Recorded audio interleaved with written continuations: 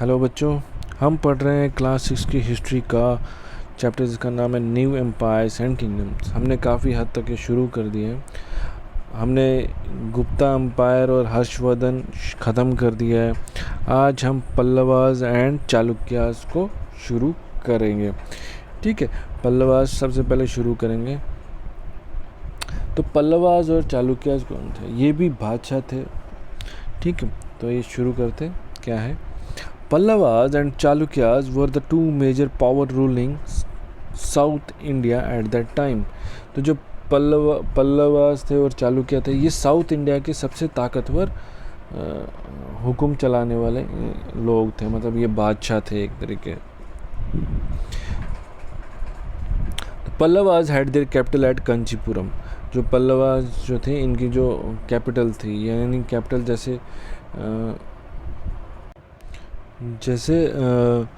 India की capital Delhi है, वैसे ही उस टाइम पे जो पल्लवास की जो कैपिटल थी वो कांचीपुरम थी। कहाँ पे? वो जो in the Kaveri delta. And the Chalukyas were centred around the Raichur doab between the Krishna and the Tungabhadra rivers. और जो वहीं चालुक्य थे वो कहाँ पे सेंटर थे? सेंटर मतलब वो कहाँ पे उनका जो एरिया था वो था रायचूर, और वो किसके बीच में पड़ता था? कृष्णा और तुंगभद्रा जो दरिया थे उनके बीच में। The Chalukyas had their capital eight Aihole, which was prosperous and religious trading center with many splendid temples। जो चालुक्य की जो कैपिटल थी वो थी एहोल। ठीक है, और वो काफ़ी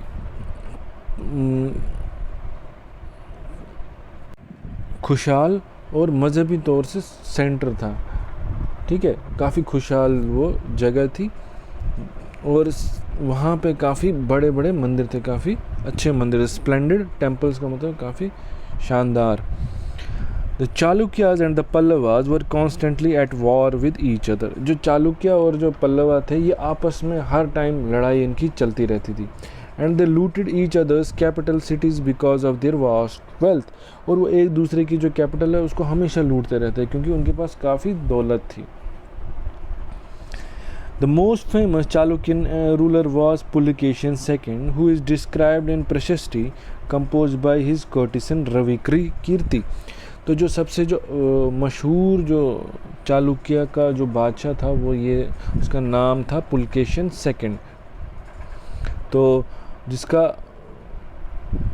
जिसके बारे में उस प्रशस्ति में लिखा है, जिसका नाम था रवि कीर्ति थे जिन्होंने उसका बारे में लिखा था, वो उनका खास था।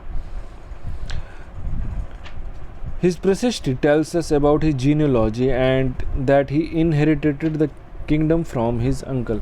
उसकी जो प्रशस्ति, उसकी जो तारीफ़ें जिसमें या उसकी बातें जिसमें लिखी थी, वो बताती हैं कि उसको जो ये रियासतें मिली या उसको जो हुक्म ये मिली वो उसके चाचा से मिली थी। He led expeditions in the east and west। उसने क्या जंगी मुहिम रखी, किस तरफ? ईस्ट की तरफ और वेस्ट की तरफ। And also stop the advance of Harshvardhan from the north. और उसने जो हर्षवर्धन का जो उसका जो जंगी मुहिम चल रही थी उसको रोका नॉर्थ की तरफ से। ठीक है, he also attacked the Pallava king who was behind the walls of Kanchipuram. तो उसने क्या, पल्लवा का जो बादशाह था उसके ऊपर भी अटैक किया, जो किसके पीछे छुपा था? कंचीपुरम की जो दीवारों के पीछे।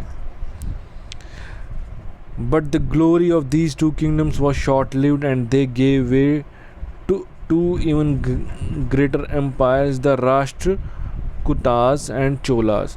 मगर जो उनकी जो क्या हो गया, उनकी जो रियासतें हैं वो जल्द ही ख़त्म हो गई। क्यों?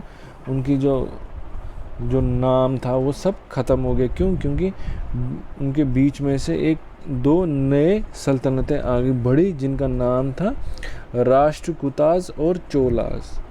तो ये दो उनके बीच में से आ गई।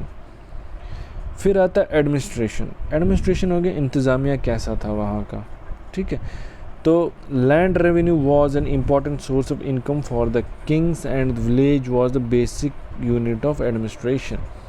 तो लैंड रेवेन्यू यानी ज़मीन से जो मिलता था पैसा, वो जो बादशाहों के लिए सबसे अहम था, कमाई का ज़रिया था, मतलब एक हिसाब से वो एक अहम ज़रिया था।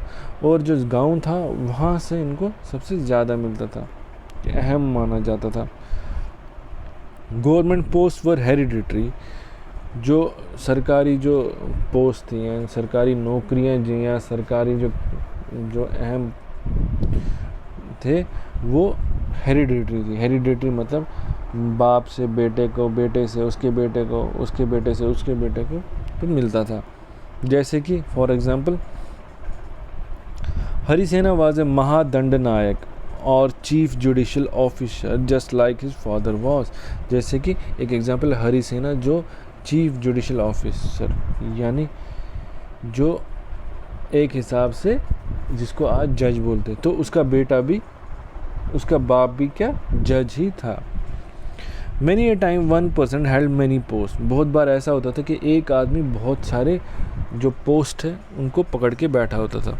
For example the poet Harisena was also Kumaramatya, जो एक जो हरिसेना जो एक शायर था वो कुमार अमात्य था। वो क्या, एक इम्पॉर्टेंट मिनिस्टर। एंड ए संग विग्राहिका मतलब minister of war and peace, मतलब वो कौन सा मिनिस्टर था, वॉर और पीस का, मतलब जंग का जो मिनिस्टर था, तो वो ये भी था at a time. Important man such a सृष्टि, चीफ बैंकर और मर्चेंट, द सर्वथा लीडर ऑफ मर्चेंट कारवां, प्रमुथा कुलिका, chief craftsman and the head of the kashtas had a say in the important matters of the state। तो ये जो लोग थे, chief banker of merchant, leader merchant कारवांस, chief craftsman, तो ये इनको अहम जो सरकार के जो या उस रियासत के जो क्या कुछ जो खास जो मामले होते हैं उनमें रखा जाता था। फिर आते हैं द आर्मी यानी फौज क्या थी, फौज कैसे काम करती थी। The kings maintain well organised armies including infantries and cavalries with elephants and chariots. तो जो आर्मी जो थी वो काफ़ी तौर तरीके से रखी गई थी। उनकी क्या, तो उनकी फ़ौज हो गई, जैसे इन्फेंट्रीज हो गई, कवालरीज हो गई, तो ये हो गया घुड़सवार जो फ़ौज होती है। फिर एलिफेंट यानी हाथियों वाली फ़ौज, चैरियट यानी जो उनकी जो टांगे होते थे वो सब, रथ जिसको बोलते हैं, तो ये सब काफ़ी तौर तरीके से काफ़ी मेंटेन में रखते थे। But later military leaders came to power and they supplied the kings with armies in times of wars. तो बाद में क्या हुआ, जो मिलिट्री के जो लीडर थे उनके पास ताकतें आ गई और वो क्या बादशाहों को फ़ौज भेजते थे जब जंग की ज़रूरत पड़ती थी।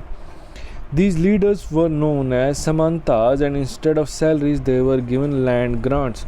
तो इन लीडर्स को क्या बोलते थे, जो ये नेता थे उस टाइम पे एक हिसाब से, या जो इनकी फ़ौज पीछे चलती थी, तो इनको बोलते थे समंताज। समंताज वो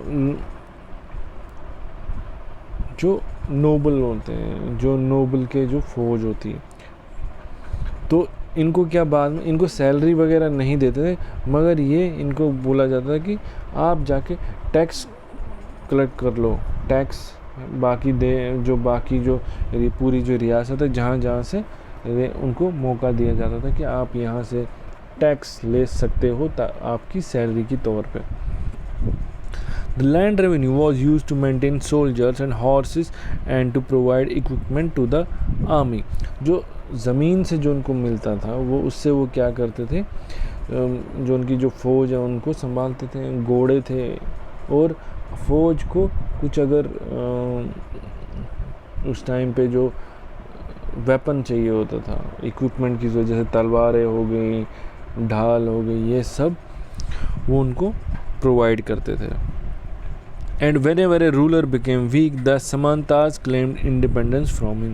और जब जो बादशाह था जब कमज़ोर पड़ जाता था तो समानता क्या थे, उनसे आज़ादी मांग लेते थे।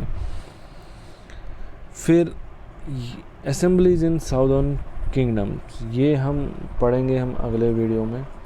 फ़िलहाल के लिए इतना ही, क्योंकि ये वीडियो काफ़ी बड़ा हो रहा है, तो आज के लिए इतना ही। ये हम अगले वीडियो में पढ़ेंगे। ठीक है, थैंक यू सो मच।